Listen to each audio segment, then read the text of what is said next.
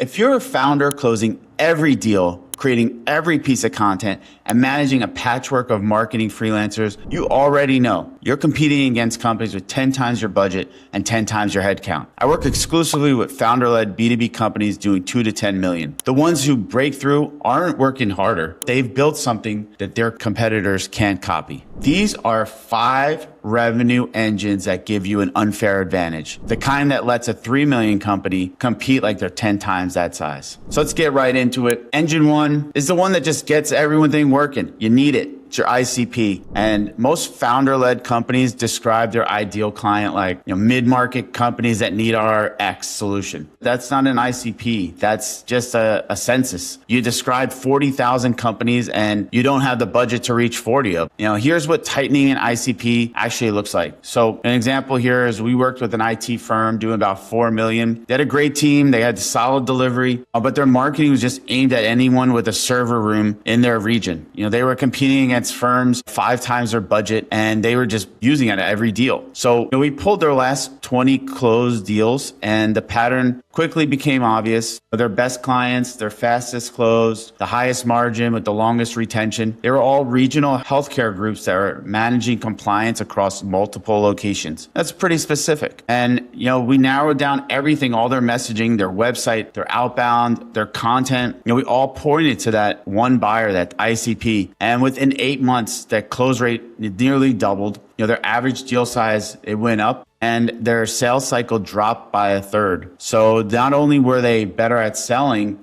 because they were finding the right buyers and talking to, learning from buyers in the industry and their ICP, they started, not wasting their time on the wrong ones where they had to, they were doing some piecemeal sales for everybody, and you couldn't really dig in on where they count. That's the leverage. And you're not competing on budget anymore. You're competing on fit, and nobody with a bigger budget can take that away from you. And that leads into engine 2 is your revenue message. And I'm not talking about the marketing message. I want to focus on what we're calling a revenue message, because most B2B companies, they talk about themselves the same. We provide managed IT services for growing companies. We implement ERP solutions across industries. That describes what you do, but it doesn't tell anyone why they should care. A revenue message flips this, and it's about the buyer's problem, their situation, what the outcomes that they're looking for, and what's about to break through in their world. What's that transformation happening in their industry? A difference here could be we provide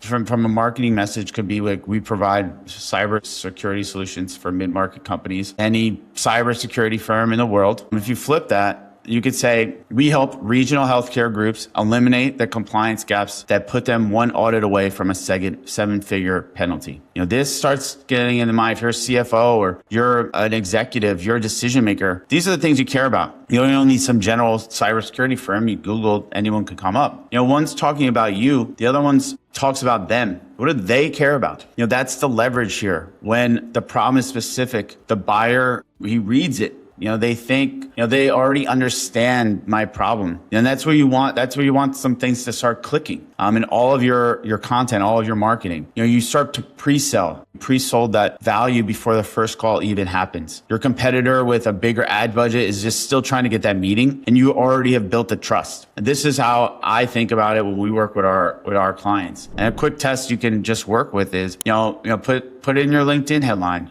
put it on your website, your headline there. Start talking about it across, your content. Send it to your clients and ask, does this sound like what we did for you? You'll start being able to modify this. This is a living kind of message here. You kind of evolves as you continue to grow and learn. Now, engine 3 is the one that nobody builds, and it's the one that changes everything for our clients. It's your buyer journey. I don't think about funnels anymore. I think about what's the journey, the actual journey your buyer goes through from the moment they realize something is broken to the moment that they sign. And you really need to start thinking about what happens the moments before they think it's broken. That's how you kind of build the trust and you start creating demand, where you think about a complex journey, B2B journey. Forrester found that 86% of B2B purchases stall on that buying process. So the deal just goes dark, and internally someone may have gotten cold feet, or a new stakeholder could have entered that conversation. Typically, like priorities shift. the budget starts getting questioned. And, the reason most of these companies can't recover that deal is because they never really mapped out the journey in the first place.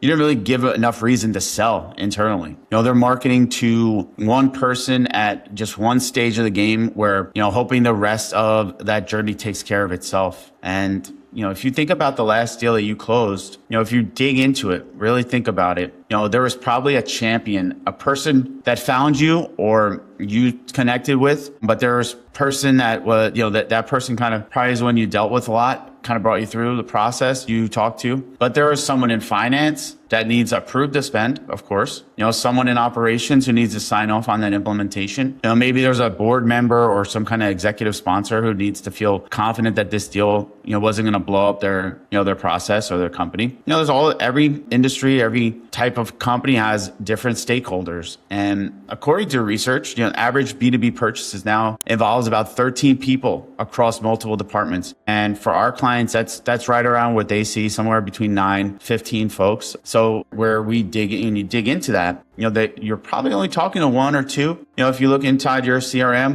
who is in there? It's probably could be just the CFO, could be a controller, could be a VP of operations, but who are the other stakeholders in there? And when you map the journey, this is how I would think about it. We work with a consulting firm. They were closing about 20% of their deals, which is great for them. Good work. They had the references. They had pricing that made sense. And the deals were just dying. When you jumped in their HubSpot, you can see where the deal was dying between that proposal and close stage. Every time, if you talk to the founder, it went so far, they felt good, and then they just didn't understand, we had it, but just died. So when you map out the buyer journey here, every stage that needs to happen or that a buyer may be jumping into, when you think through every stakeholder, we found a gap that the CFO was there, and in almost every deal that died, the CFO who had never been in the conversation, never received any materials, never got some communication. He was the one pulling the plug based on some risk that we didn't understand because he was never in the calls. It sounds simple when you look back at it. We built a 2-page financial impact summary specifically for the CFOs, kind of put it in a champion kind of playbook or something that the champion can deliver as part of our, to help sell this internally. And this isn't some pitch. It's not a case study. It's just the numbers. It's the cost of doing nothing versus, the expected ROI. What's the implementation timeline and the risk mitigation? Things that a CFO will care about. And the champion could forward this internally without needing to explain anything. And after, quarter over quarter, when we started working this into our process and building out the journey, close rate went from that 20%, which, some people are happy with, over 35%. Nothing else changed there. It was the same service, same pricing, and they had the same team. They just stopped losing deals because of stakeholders they never talked to. And this is what I'm talking about when I say the unfair advantage. Your competitor is likely just selling to one person, and you're just talking with them. Maybe they're the person that one stakeholder is bringing. It could be like a manager on the call or someone else on the call, but you're selling to the buying committee, and whether they're on the call or on the email chain, they're part of the committee. They need to know. And, if you're not talking to them, they're talking to their team. They're doing their own research. They're talking to folks, that may be against purchasing this. So you need to have your voice there. The buyer journey, the messaging, the ICP, they all connect here. And if your messaging just isn't making the right buyer say, that's exactly my problem at every stage of the journey, you're going to be losing deals that you never even knew about. Believe me. And that's why we offer a revenue messaging audit. You fill out a short form on our website, and I will personally review your messaging. I'll send you back what's working, what's not, and I'll give you a list of things on how to fix it. No pitch, no obligation. Jump into the link right now. It's in the description. So moving on here. Fourth, engine. This is where I see many founders, they just blow it here. They try to be everywhere. You're a founder. You're the chief everything officer. You're doing everything. How are you going to be everywhere? LinkedIn, YouTube, emails. You're going to trade shows. You're jumping on podcasts. You want SEO to be top notch. And then you just do all surface level fixes just to kind of say you were there. None of it's coordinated. You're just doing marketing to market. Don't do that. Simple, right? Pick 2 channels and let's go deep on the 2 channels that you can find, that you can really enjoy, and that you'd be able to make some real value. If your buyers are operation leaders at manufacturing companies, they're probably on LinkedIn, and they're definitely watching YouTube. that we just know YouTube is the second largest search engine in the world, top social network. Those could be your two. Go deep on those two. And when I'm talking going deep, that doesn't mean like posting 3 times a week and walking away. Everywhere, that's opposed to like distributing your content everywhere. Where I say go deep, it means if you're on LinkedIn, you're posting,